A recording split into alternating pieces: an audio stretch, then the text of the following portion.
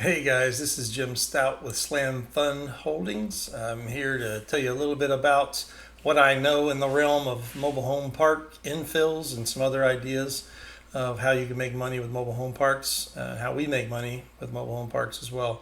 Um, we've talked about in the last video cost segregation and how to add some of those amenities in order to raise rents. It's not necessarily infill, um, and but typically what we want to try to buy with Slam Fund Holdings for our investors, we want to buy mobile home parks that are lot rent only. That's my preference, just because you don't have to the people living in the mobile homes themselves have some pride of ownership. They're not just renting completely from you. So it's their entity that they own, but now they've got to be responsible for all the upkeep and all the replacement of roofs and air conditioners and everything else.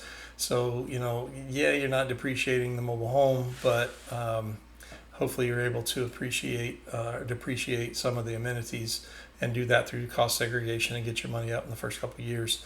Um, but the reason I like lot rents so much mainly is because of that. You don't have the responsibility of maintaining every single property um, as a home and get all those calls in the middle of the night. That's their responsibility at this point. They got to put on their big boy pants and fix their own sink and fix their own air conditioner if it breaks.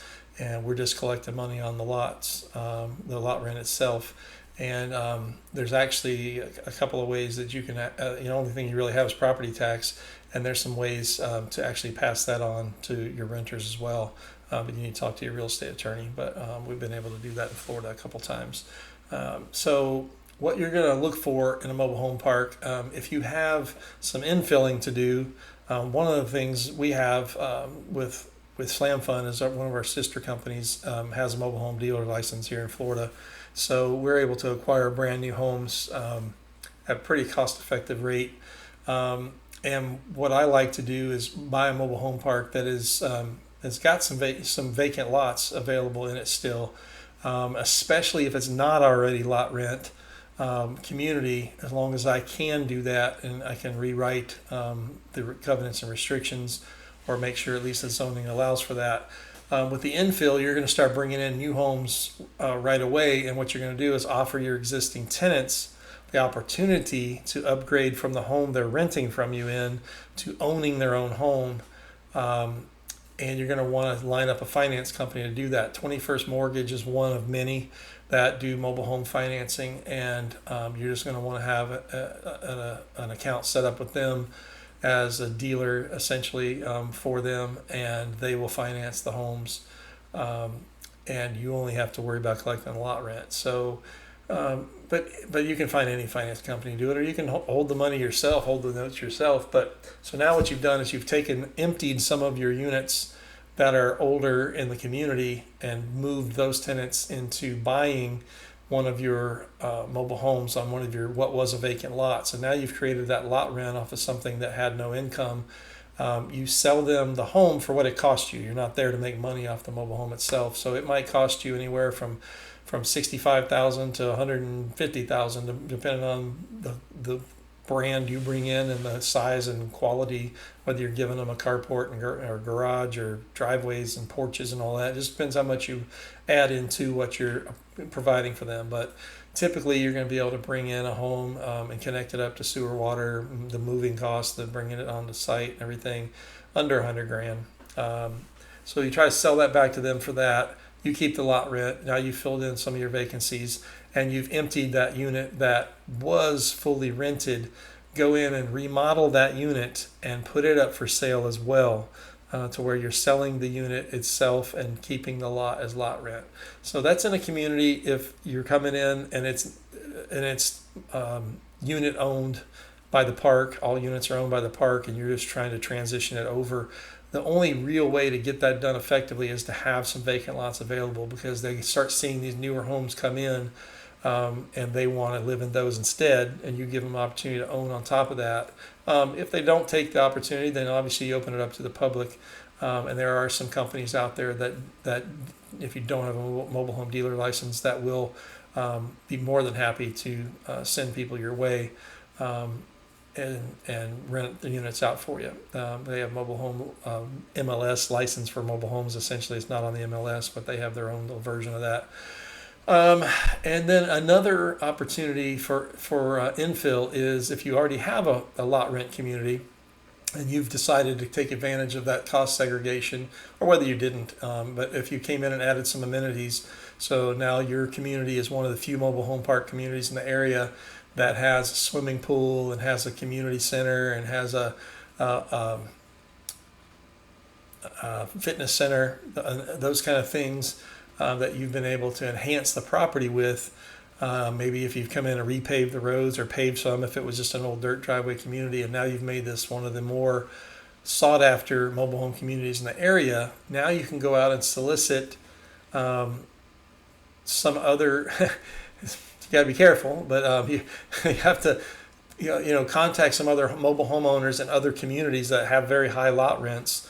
So if you can bring them into a nicer park for less lot rent, you're going to get some people that are going to be willing to have you do it. Now, you're going to typically pay to move it for them, and it's going to be anywhere from about $8,000 to $10,000 to disconnect their unit at their place, haul it over to yours, and reconnect it to the sewer and water and electricity on your sites. But that $8,000 to $10,000 cost of the move just added $50,000 in value to your community when you go to sell it in a few years, because you've added that extra infill of lots. So there's a couple of ways there to do infill. So that scenario is more if you already have a lot rent community, but you've got some open spots that you want to get filled. So anyway, this is not an exhaustive explanation of this at all. There is one other scenario that we found ourselves fall into. We had a community, very nice mobile home community, that you were not allowed to do rents of homes or lot rents, and we almost passed on it, and I'm glad we didn't. We took a look at it. This individual had acquired from the developer all of the remaining lots, and he did it back in the slump of the housing market, or as it was coming out of that anyway. I believe he purchased everything in about 2007. So it had about 146 lots, I think it was, initially, and they developed about half of those, almost half of those.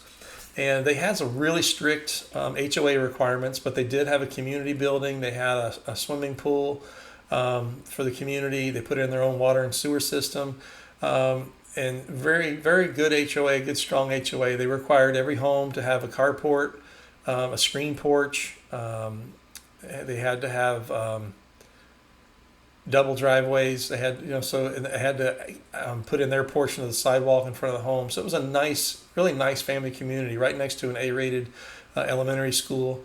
It wasn't an adult-only community, so it's perfectly set up for families.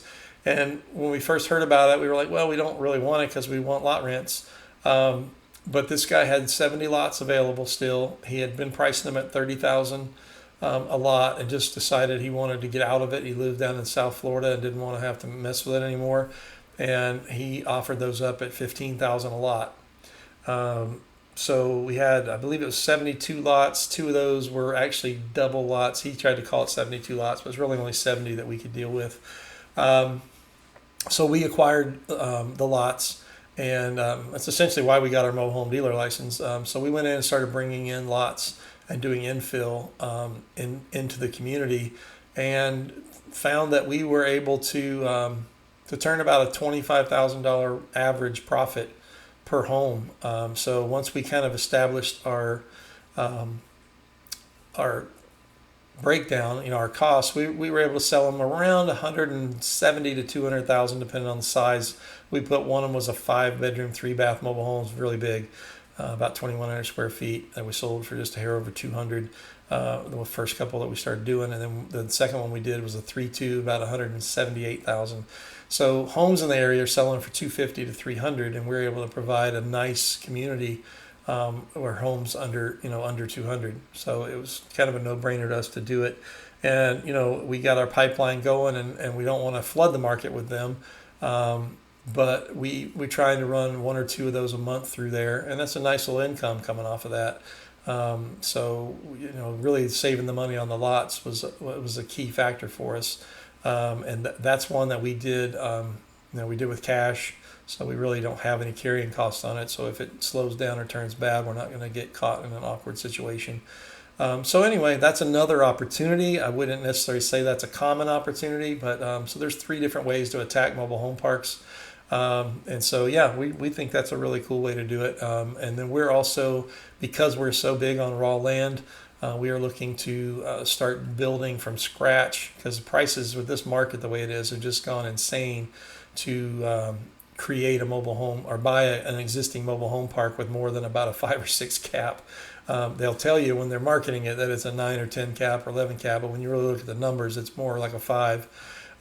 So we're just thinking outside the box and looking to acquire some raw land and get it entitled for mobile home park.